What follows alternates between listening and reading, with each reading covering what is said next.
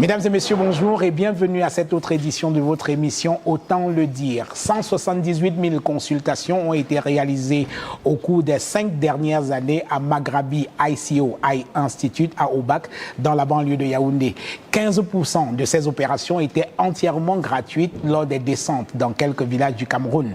Autre chiffre, 10 000 opérations de l'œil, dont la moitié seulement pour la cataracte ont été faites. S'agissant de la formation, 170 médecins de 11 nationalités différentes ont été formés ou recyclés ici à Obak. Les chiffres, on peut le voir, sont éloquents. Pas étonnant donc que le gouvernement, à travers le ministère des Relations extérieures du Cameroun, ait décidé le 4 février 2021 de renouveler le contrat qui le lie à cet hôpital pour les 5 prochaines années.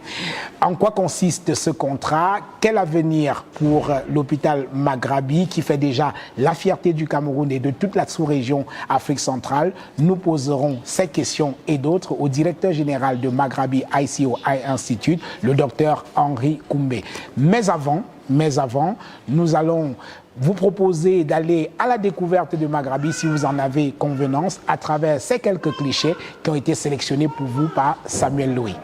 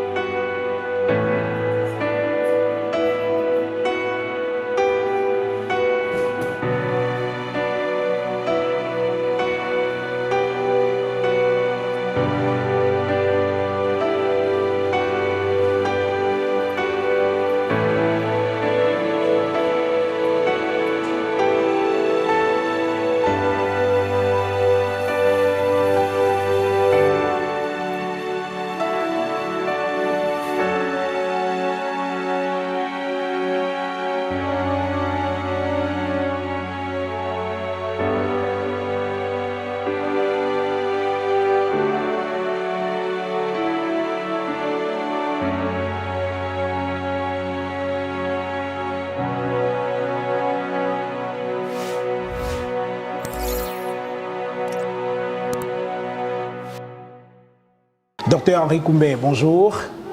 Bonjour Jean-Bruno. Merci de nous recevoir ici dans votre hôpital. On peut dire que l'année commence plutôt très bien pour vous. Le 4 février 2021, vous avez renouvelé le contrat qui lie votre hôpital au gouvernement du Cameroun à travers le ministre des Relations extérieures. Quel est le sens que vous accordez à ce nouveau contrat entre Maghrabi et le gouvernement camerounais? Merci Jean-Bruno et surtout merci de m'avoir invité sur ton plateau, autant le dire. Je pense que quand le gouvernement du Cameroun, n'est-ce pas, nous renouvelle cette convention, je pense ma lecture de ces renouvellements, c'est qu'ils reconnaissent le travail que nous avons fait. Ce n'est pas donné parce que pour avoir cette convention, il faut remplir des critères qui sont très très stricts. Et alors, après 5 ans, ils ont fait une évaluation qui a duré 2 mois.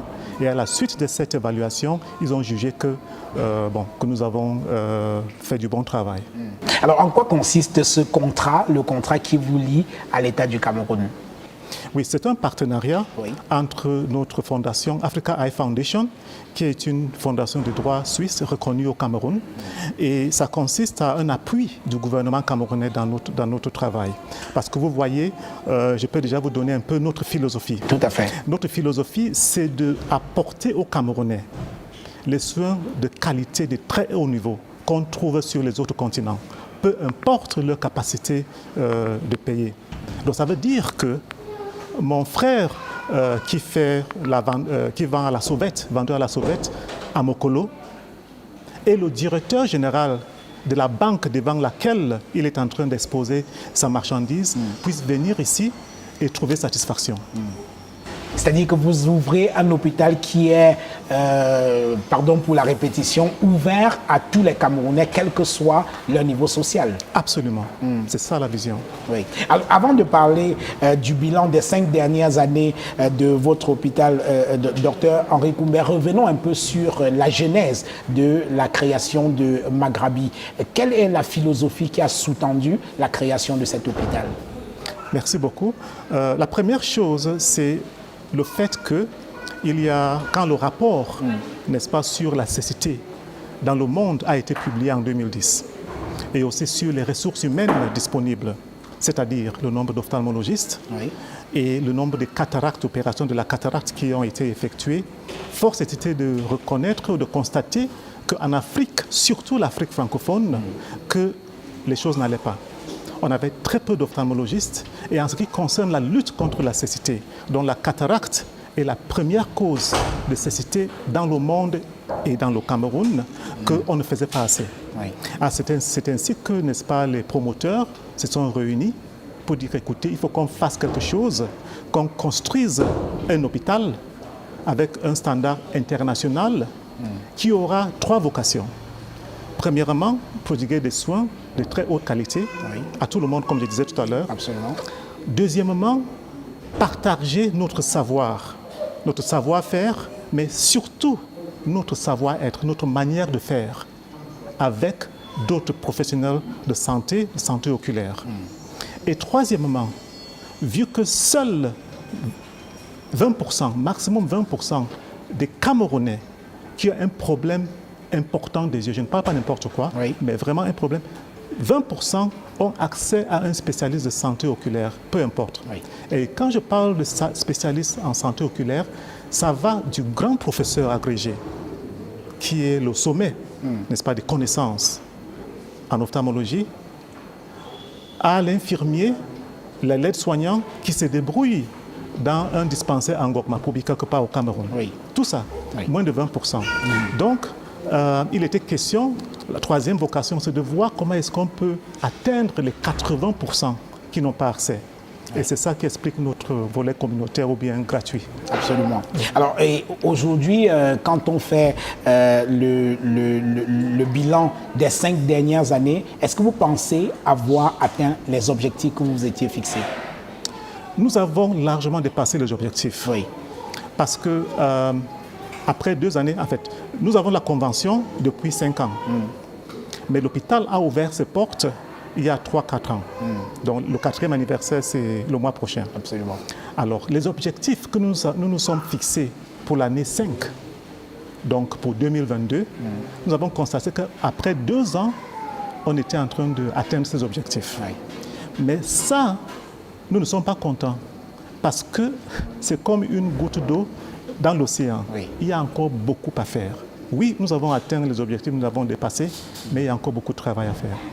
Alors, vous, tout à l'heure, quand j'introduisais cette émission, je parlais de près de 180 000 consultations qui ont été réalisées. C'est assez impressionnant. Est-ce que vous avez une idée, docteur, du pic du nombre de patients que vous avez reçus, disons, en une journée, par exemple, ici à Maghrabi?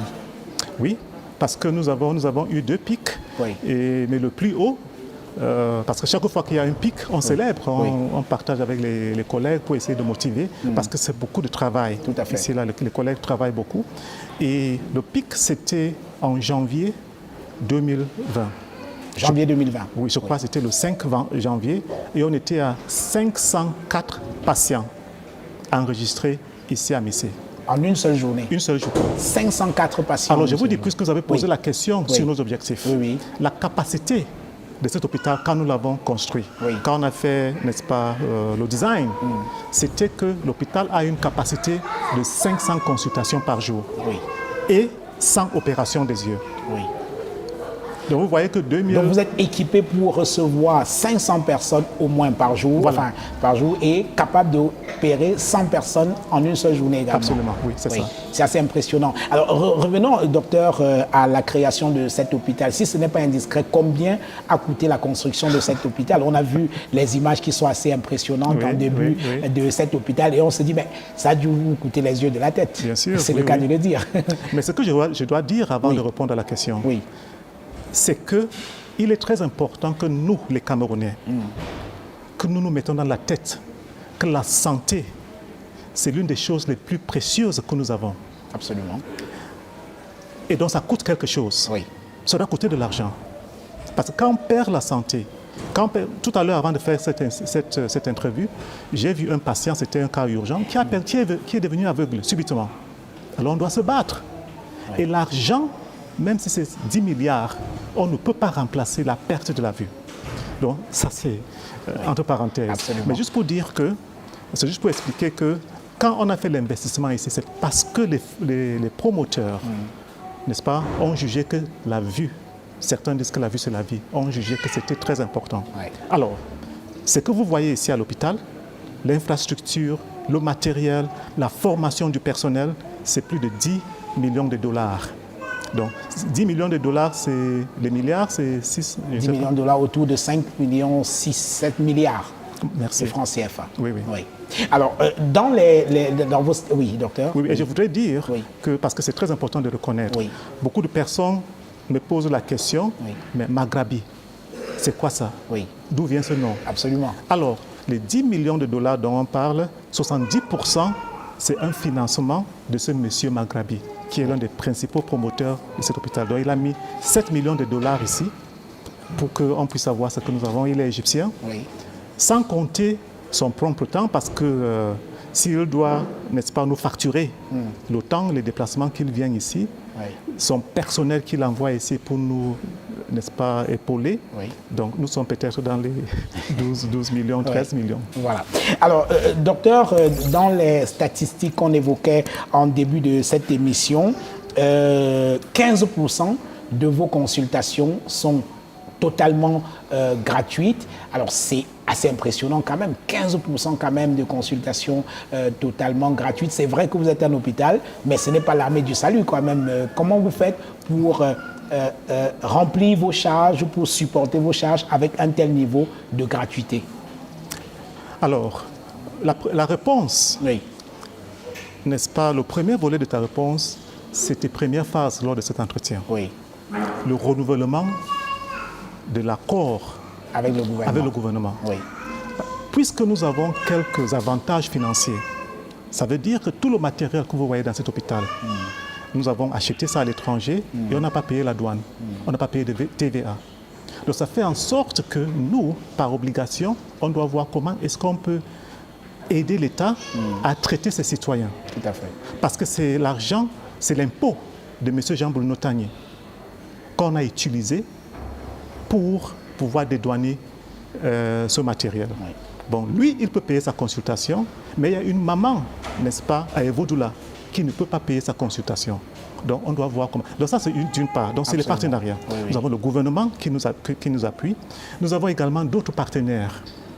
tels que CBM, Saïd Sevas, Orbis, le Lions Club, qui nous aident parfois, n'est-ce pas? Et il y a aussi des Camerounais de bonne volonté. Ah oui. Je vous raconte une anecdote. Allez-y. Il y a un monsieur qui est venu ici, c'est quelqu'un qui est bien connu, donc je ne vais pas donner son identité. Oui. Il arrive ici et il était en route pour l'Europe. Et quelqu'un lui dit, mais avant d'aller en Europe, te faire examiner les yeux, passe à Aubac d'abord. En 5 minutes, on a réglé son problème.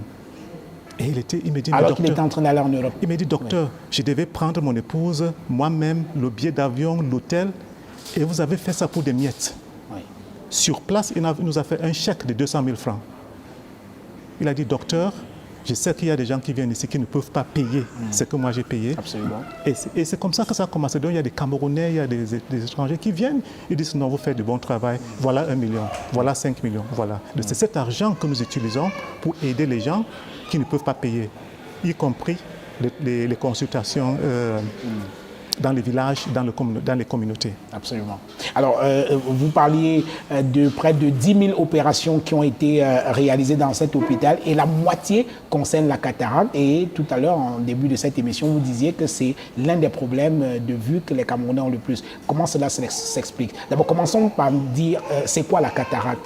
Et après, vous nous expliquerez pourquoi c'est l'une des principales causes, l'une des principales maladies de l'œil chez les Camerounais. Bon, merci. La cataracte, c'est une opacification du cristallin. Oui. Donc, le cristallin, c'est un organe dans l'œil. Quand on naît, cette structure est complètement transparente. Et ça ressemble la consistance au gel hydroalcoolique, un gel, mais transparent. Mais avec l'âge, dès qu'on sort et on crie, ça commence à changer de couleur. Et à partir de la soixantaine, ce changement-là commence à avoir un impact négatif sur la qualité d'image qui traverse ce cristallin. Prenez par exemple, comme par exemple la fenêtre d'une maison. Quand ça prend la poussière, vous ne pouvez pas bien voir à l'extérieur. Donc il faut nettoyer cette fenêtre. Mais or, le cristallin, on ne peut pas le nettoyer. Il faut l'enlever et mettre une autre fenêtre à sa place. Donc c'est ça. Alors comme je disais, la première cause de la cataracte, c'est le vieillissement. J'hésite même de dire que c'est une maladie. Oui. Sauf les cas secondaires, traumatisme et tout ça. Parce que si tu arrives à avoir 90 ans, et je l'espère bien, je le vois, merci, tu auras la cataracte. Oui. Tu auras la cataracte. Donc, c'est le vieillissement. Et la majorité des cataractes ici sont liées à l'âge. Oui. Les études montrent que 80% des personnes qui ont la cataracte en Afrique sont âgées de 50 ans et plus. Donc, c'est avec l'âge. Oui. Alors, et en dehors de la cataracte, d'abord pour finir avec la cataracte, quand quelqu'un arrive ici avec une cataracte, combien de temps passe-t-il pour se faire une opération ou alors pour guérir de sa cataracte? Bon, merci. Nous avons 2 types d'opérations de la cataracte ici. Déjà, le traitement de la cataracte, quand c'est très avancé, c'est l'opération. Alors, quand ça commence, peut-être on a 50 ans, on peut encore travailler avec les lunettes, les verres correcteurs. Oui. Ça va donner une image, ça va améliorer un peu l'image, mais ça ne sera pas parfait. Mais c'est juste pour gagner en temps. D'accord? Mais dès que le diagnostic est posé et on veut opérer, il y a 2 approches. Il y a ce que les gens appellent la phaco manuelle. Oui. Donc on ouvre l'œil, l'incision c'est environ 12 mm. Ça, c'est ce qu'on trouve dans beaucoup de pays en développement, parce que c'est moins cher, c'est moins coûteux. Il y a également ce qu'on appelle la phacoémulsification, où on fait une petite incision d'environ 3 mm et on aspire, n'est-ce pas, la cataracte de l'œil. D'accord? Et nous avons les 2 options ici. Oui. Donc, pour la première, c'est environ 15 à 20 minutes, l'intervention même. Et pour la deuxième option, 5-10 minutes, la durée de l'intervention. Oui. Et pour la phaco, beaucoup de gens parlent d'opération de la cataracte au laser. Oui. Ce n'est pas le cas, d'accord? Ce n'est pas le laser qu'on utilise, d'accord? Même dans les endroits où parfois on utilise le laser, mais ce n'est pas le laser qui opère l'œil. C'est la phacoémulsification qu'on enlève. Donc, Quand on a une grande incision de 12 mm, 12 mm, oui. c'est tout à fait normal que la période de récupération soit plus longue que quand on a fait juste une petite incision de 3 mm. Tout à fait. Donc c'est ça. Alors, et en dehors de la cataracte, quelle autre maladie de l'œil on rencontre fréquemment chez les Camerounais? Donc, je commencerai par les maladies cécitantes Oui, qui peuvent causer la cécité. absolument. Et là, je dois évoquer le glaucome. Le glaucome, oui. Le glaucome, c'est la première cause de cécité irréversible au Cameroun. Si je me fie aux travaux de recherche qui ont été faits aussi bien au Cameroun qu'à l'étranger, c'est qu'avec nos 27 millions de Camerounais, il y a environ 270 000 personnes qui sont soit atteintes du glaucome ou bien soit à risque d'avoir le glaucome, mais la majorité ne le savent pas. Ah oui? Ils ne le savent pas. Oui. Alors, la cécité par le glaucome, contrairement à la cataracte, quand ça s'installe, c'est fini. On ne peut plus rien faire. C'est irréversible. C'est irréversible. Oui. Donc, pour moi-même, c'est même plus important d'essayer de détecter le glaucome dans les phases précoces pour qu'on évite la cécité.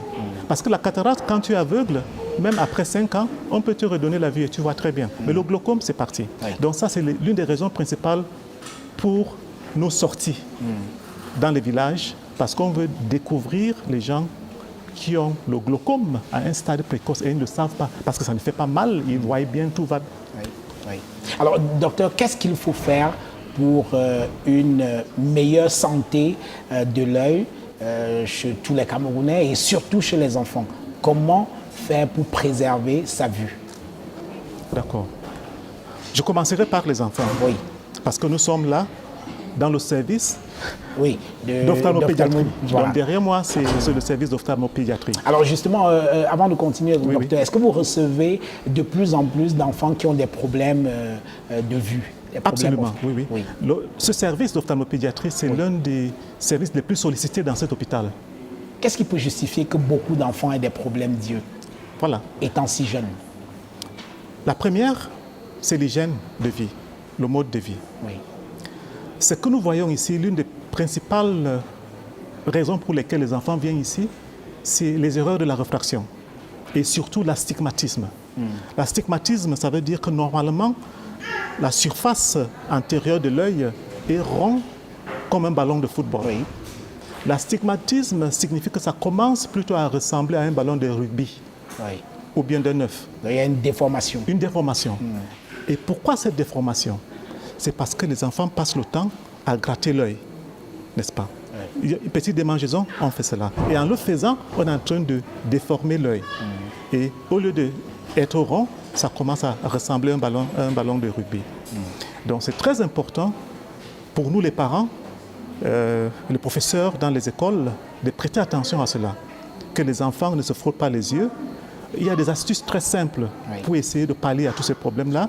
Et s'ils vont voir un professionnel de la santé, si c'est une allergie ou bien une conjonctivite, on va trouver une solution.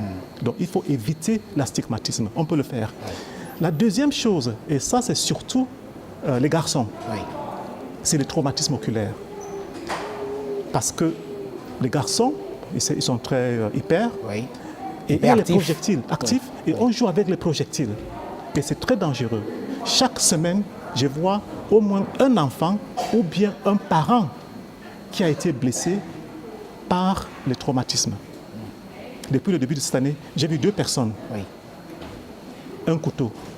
Ce n'est pas une bagarre, mais c'est juste que la maman travaillait dans la cuisine et il ne savait pas que l'enfant avait un couteau. Et l'accident est survenu et l'œil est parti. Donc c'est ça. Il est très important qu'on éduque nos enfants, nous les parents, que les enfants ne doivent pas s'amuser. Il faut qu'ils jouent dans la cour, c'est très important, mais éviter tous les jeux, les projectiles. Heureusement que depuis un certain temps, on ne voit plus les fusils dans les jouets de Noël. C'est très bien, parce que ce sont les choses qui peuvent causer, n'est-ce pas, de traumatisme. Et la troisième chose, c'est quelque chose qu'on ne voyait pratiquement pas il y a 20 ans au Cameroun. La sécheresse des yeux. La sécheresse des yeux. Oui. On voyait ça beaucoup plus chez les sujets âgés, parce que c'est tout à fait normal qu'avec l'âge, que les cheveux changent de couleur, la cataracte vient, ça fait partie du vieillissement. Mais on voit ça de plus en plus chez les enfants. Et c'est parce que les enfants passent beaucoup de temps devant les écrans. Ah les oui. smartphones, Oui. les tablettes, c'est vraiment quelque chose de très, très dangereux. D'accord? Il y a les études qui montrent que les enfants en deçà de 3 ans ne doivent même pas avoir ça dans la main. Mais maintenant, qu'est-ce qu'on voit? Oui. Le bébé est en train de pleurer, maman donne le téléphone à l'enfant pour regarder, je ne sais pas, Mickey Mouse ou bien quelque chose comme ça. Oui. Jusqu'à l'âge de 7 ans, ça ne doit pas dépasser 1 heure par jour. Oui. Bon, c'est vrai que dans certaines écoles, ils doivent faire les devoirs et tout ça, mais on doit vraiment contrôler ça. Parce que l'excès de travail rapproché est connu comme un facteur risque pour développer la myopie. Et la myopie commence à devenir une pandémie dans le monde entier. Dans les pays comme la Corée du Sud, 90% des jeunes adultes ont la myopie. Ouais. Nous n'avons pas encore les statistiques. À ce niveau-là, oui. Mais il faut qu'on fasse faut attention. anticiper, oui. Oui, il faut anticiper. Il faut anticiper, Et on oui. doit faire attention. Oui. Donc, je pense que si on peut regarder, n'est-ce pas, les traumatismes, ne pas frotter les yeux et vraiment prêter attention. Éviter trop d'écran pour Trop les d'écran, enfants. vraiment, ça va nous aider beaucoup, Oui. sur les enfants. Bon, pour tout le monde, on ne peut pas donner ce qu'on a, ce qu'on n'a pas. L'hygiène de vie également. Et la première chose, c'est qu'on prend à l'intérieur de nous. Qu'est-ce que nous mangeons? Qu'est-ce que nous buvons? Parce que l'alimentation a une incidence sur la qualité de la vue, docteur. Absolument. Ah bon? Oui, oui. Et ce que j'ai dit aux patients, Oui. ça peut être bizarre. Certains viennent, docteur, donne-moi un comprimé. Je dis non. Est-ce que tu connais le drapeau du Cameroun? Oui. C'est quoi? On me dit vert, rouge, jaune. J'ai dit, il faut aller manger tout ce qui ressemble au drapeau du Cameroun. Oui. Fruits et légumes. Vert, rouge, jaune. Parce que ça, c'est très important. C'est plus important que les vitamines que je puisse vous prescrire pour la santé des yeux, mais aussi pour votre santé générale. Et bien sûr, faire les contrôles réguliers. Chaque personne qui a 30 ans doit avoir fait au moins une fois un bilan complet. Et à partir de la trentaine jusqu'à la cinquantaine, une fois tous les 2 ans, et à partir de 50 ans, une fois par an, c'est obligatoire. Pour qu'on puisse détecter, parce que là, on commence à vieillir, Oui. qu'on le veuille ou pas. Le corps commence à s'affaiblir. Oui. Et il Les est organes important- aussi. Voilà, et il est important qu'on détecte certains problèmes comme le glaucome à un stade précoce. Voilà, merci docteur. Mesdames et messieurs, nous allons prendre une petite pause. Docteur, je rappelle que cet hôpital a pris des mesures strictes de lutte contre le coronavirus dès l'apparition de la maladie au Cameroun. Le masque est strictement obligatoire et entièrement fourni par l'hôpital. Nous en avons fait l'expérience. Vous et moi, nous avions nos masques avant de commencer cette émission. sûr. Pour l'instant, on respecte la distanciation sociale. Mesdames et messieurs, je vous propose de regarder ce reportage, l'hôpital Maghrabi ICO Eye Institute qui lutte contre le coronavirus. C'est un reportage, une fois de plus, signé Samuel Loé.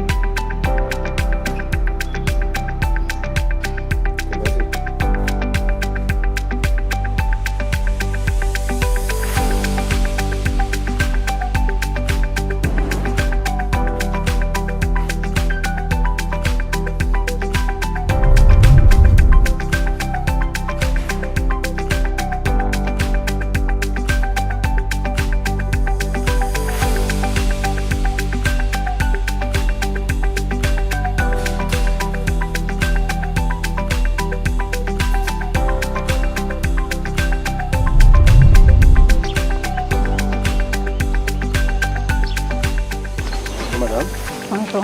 vous avez température. Hein? Et c'est pourquoi la température? Et la température, c'est juste pour voir si vous n'êtes pas malade.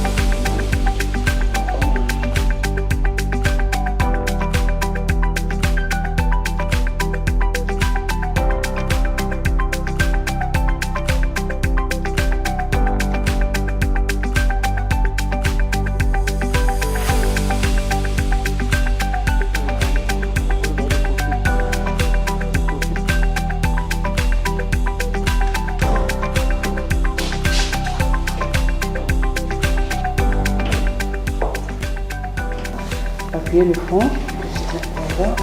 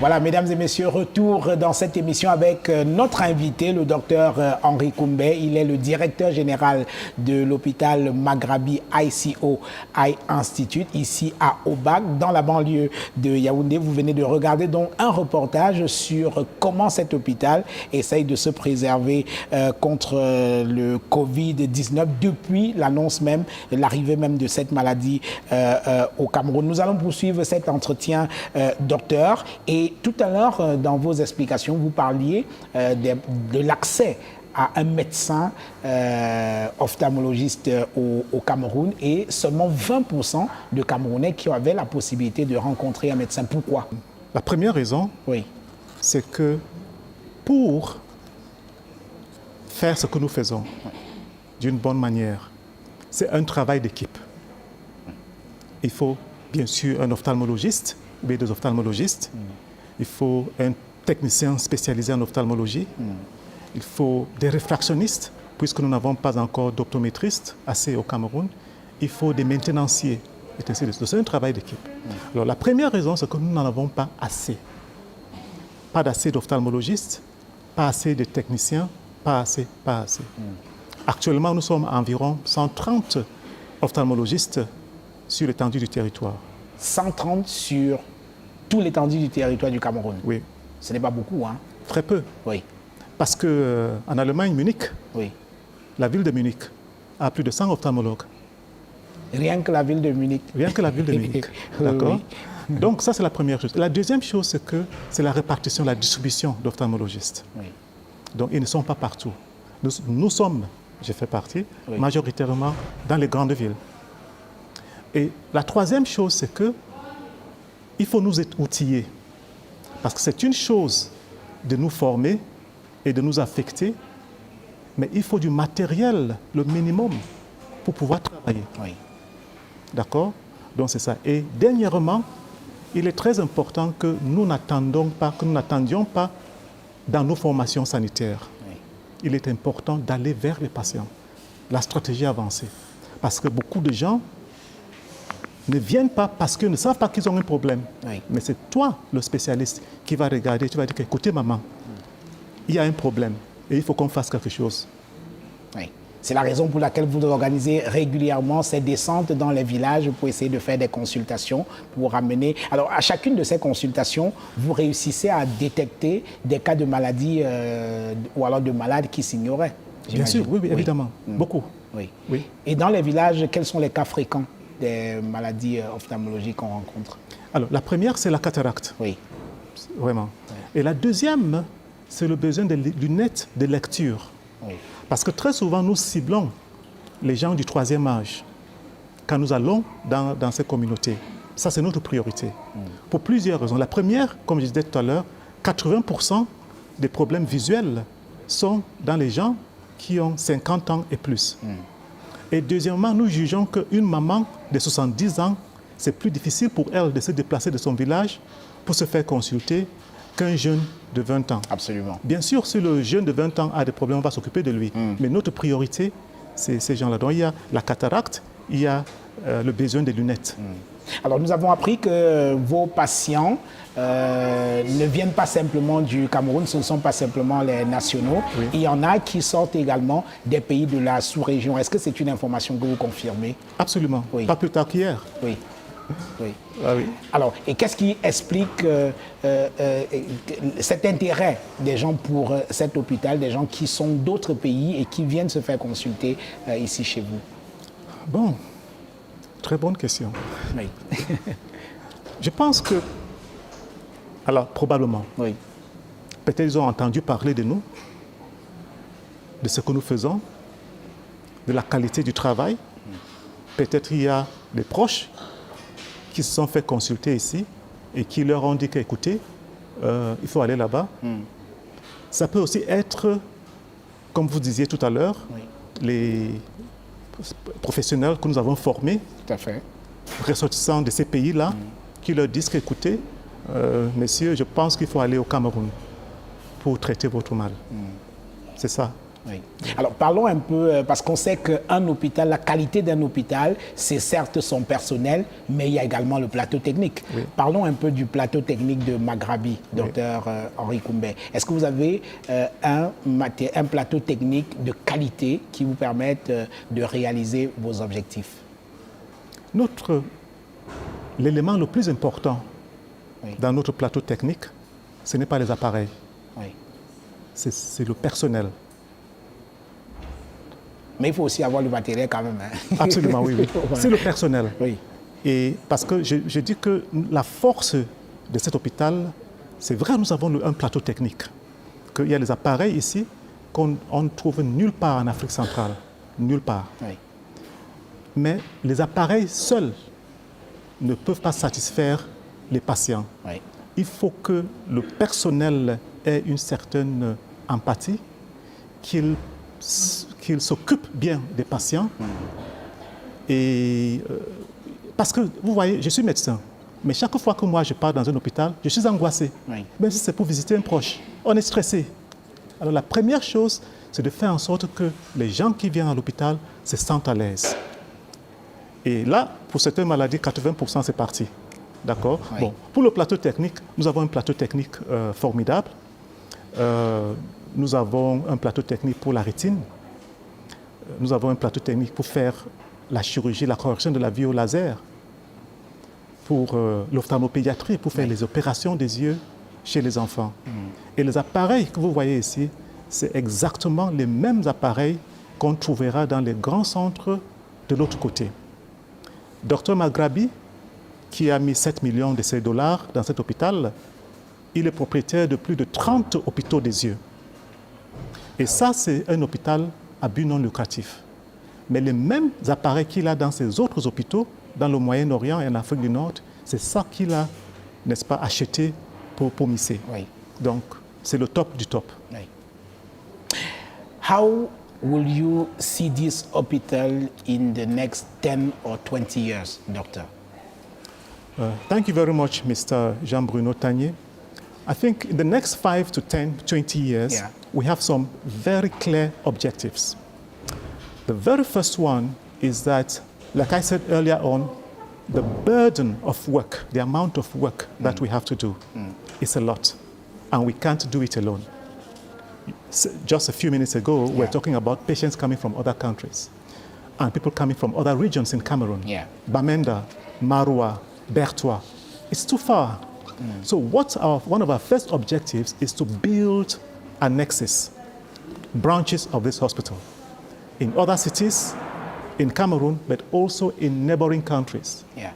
The second one, and which is probably even more important, is to develop our training activities in partnership with the big universities in Cameroon. They have the professors, they have the knowledge, and we have the equipment and our way of doing things. And I think it's very important that we get together so that we can train the next generation of eye care leaders, not just for Cameroon, but for Africa as a whole. So the sharing of your experience and your knowledge is very important for you. It's the most important. It's the most, because just now, I mean, we have performed more than 10,000 eye operations. About 7,000, a bit more than half, about 7,000 is cataract. Yeah. That's what we've done here. Do you know that the people we have trained in this hospital who work in other countries, the ophthalmologists, have performed more than 4,000 cataract operations? So there's a multiplier effect. Yeah. So we have to, in a sense, clone ourselves. We have to share our knowledge. We have to share our skills. We have to share our attitude, our way of doing things with other professionals, eye care professionals, so that together we can improve the quality of eye care delivery in Africa. Yeah. There are some young doctors that would have liked to work in this hospital. What is the procedure to be a part of your personnel? Very good question. We get, I have in my database more than 2,000 unsolicited job applications. 2,000? Yes. Those are the applications that came directly to me, more than 2,000. Now, those who have followed the official channel, I don't know. But the applications I've received, and when I get them, I forward them to the Human Resources Department. So I think for us, the most important selection criterion is the attitude, what the French call le savoir-être. Yeah. So when we are doing an interview, we want to know, is this somebody who is hardworking? Is this somebody who is polite? Is this somebody who has empathy? Is this somebody who is respectful? Is this somebody who is willing to learn? Or is somebody who thinks, I know everything already? When we recruit you, what you don't know will help to teach you. If we can't teach you, we'll send you somewhere to learn. But for us, the most important element is your attitude.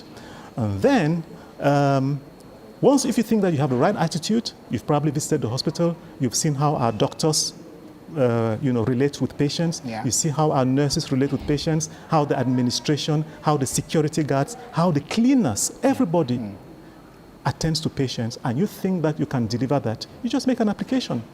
Send it to the Director of Human Resources, and we're going to look into it.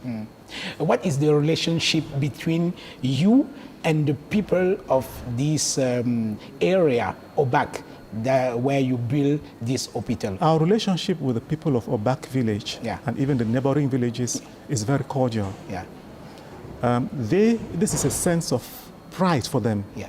You change a lot of things in their life, huh? Definitely, For them to see that the best eye hospital, I'm not the one saying it, that's what they are saying, that the best eye hospital in Central Africa is in their village. So it's a sense of pride for them. And secondly, we have tried, before opening the hospital, the very first consultations that we did were done to the villagers of Obak and the neighboring areas free of charge. And whenever there is somebody from Obak who has a problem, we try to attend to it as best as we can. We try as much as possible, whenever possible, to recruit their staff if they have the right profile. We've provided them free running water.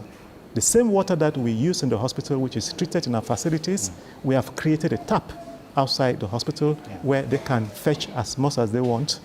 So I think these are some of the measures we've put in place. And I would like to believe that we have a very cordial relationship with the villagers. Docteur Rikoumbe, cet hôpital, on l'admet, autour de 6 milliards de francs pour bâtir un tel hôpital. Alors, on se demande, c'est vrai que vous avez parlé du plan de développement de cet hôpital dans les 5, 10, 15, 20 prochaines années. L'objectif pour vous étant de décentraliser, d'ouvrir d'autres hôpitaux de la même spécialité dans d'autres régions du Cameroun. Alors, est-ce qu'il ne vous est pas encore venu à l'idée de développer cette même expertise avec la qualité des infrastructures, la qualité du personnel, avec d'autres spécialités de la médecine, par exemple? Si un bienfaiteur vous apportait, par exemple, 6 milliards pour construire, je ne sais pas moi, un hôpital pédiatrique, est-ce que c'est quelque chose qui est réalisable? Absolument. Oui. Absolument. Il y a des patients qui, je ne sais pas si vous étiez en train d'écouter les discussions en consultation, qui me demande tout le temps, mais docteur, vous faites seulement les yeux? Je dis oui, maman. Oui. Ouais, mais j'ai les problèmes de dents. Voilà. Nous ne sommes pas encore là. On dit, bon, allez voir un pédiatre. Mais pourquoi est-ce que nous n'ouvrez pas un service de pédiatrie? Nous maîtrisons les yeux et nous restons dans le cadre. Donc, je pense que le besoin est là et c'est tout à fait faisable. Tout à fait. Je l'ai vu au Nigeria voisin, ça existe. Au Ghana, ça existe. En Tanzanie, ça existe.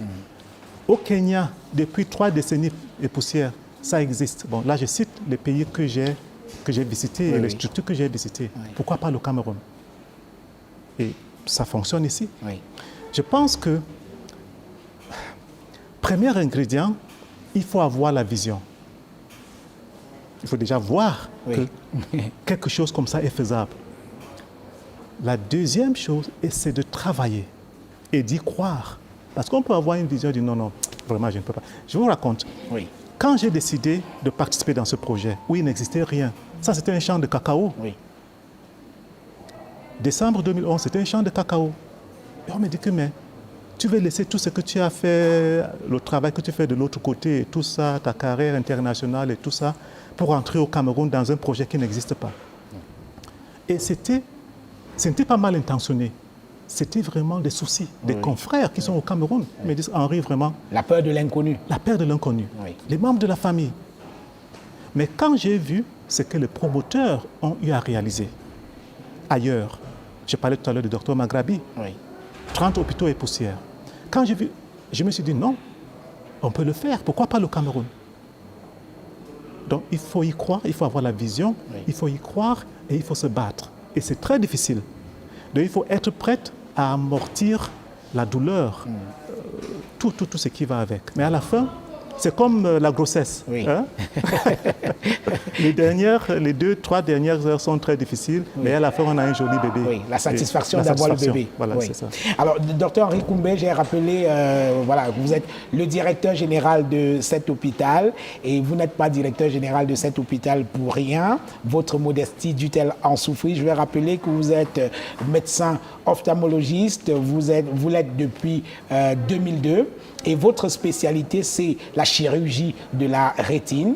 Vous avez été formé dans l'ophtalmologie en Suisse et en Allemagne. Vous êtes également médecin de santé publique et cette fois, c'est en Angleterre que vous avez été formé. Et je serai à peu près complet quand j'ajouterai que vous avez également fait de l'ophtalmologie pédiatrique et cette fois, c'était en Inde. Vous avez du parcours, hein? Bon, merci. Alors, pourquoi êtes-vous devenu, on va sortir par là, pourquoi êtes-vous devenu médecin ophtalmologiste? Vous aurez pu faire autre chose. Pourquoi le choix de la spécialité de l'œil? Alors, tout à l'heure, je parlais de nos critères de sélection. Oui. Le savoir-être. J'avais 12 ans, 13 ans, et ma maman m'amène à l'hôpital protestant de Ndunge. Oui. Et si tu veux, je fais la publicité de l'hôpital protestant de Ndunge. Oui. Parce que c'est grâce à cet hôpital que je suis là où je suis aujourd'hui. Je ne savais même pas pourquoi ma maman m'a amené là-bas. Mais elle avait constaté que cet enfant ne voyait pas. Ah oui. Alors, arrivé là-bas, nous sommes partis. À l'époque, on habitait en Konsamba. On part à 4 h du matin. 6 h, on est à l'hôpital. Et je trouve une foule, environ 300 personnes. Et c'est après que je constate que tous ces gens-là sont là pour les problèmes des yeux. Et j'ai été reçu par un monsieur. Comme j'ai dit, j'avais peur. Oui. On est à l'hôpital, on a peur de la piqûre, on a peur de l'humeur de certains membres personnels. Mais ce monsieur, il était courtois. Il a pris tout son temps. Il m'a écouté. Il y avait 300 autres personnes dehors. Mais vraiment, c'était quelque chose... je n'avais jamais vu ça. Oui. Je n'avais jamais vécu ça. Il a pris son temps. Il a pris son temps. La deuxième chose, c'est que j'aime beaucoup les jouets, les gadgets. Oui. Et j'ai vu la manière dont il jouait avec tous ces appareils-là, la lumière là-bas, c'est bleu, c'est rouge. J'ai dit non, c'est ce que moi je veux faire.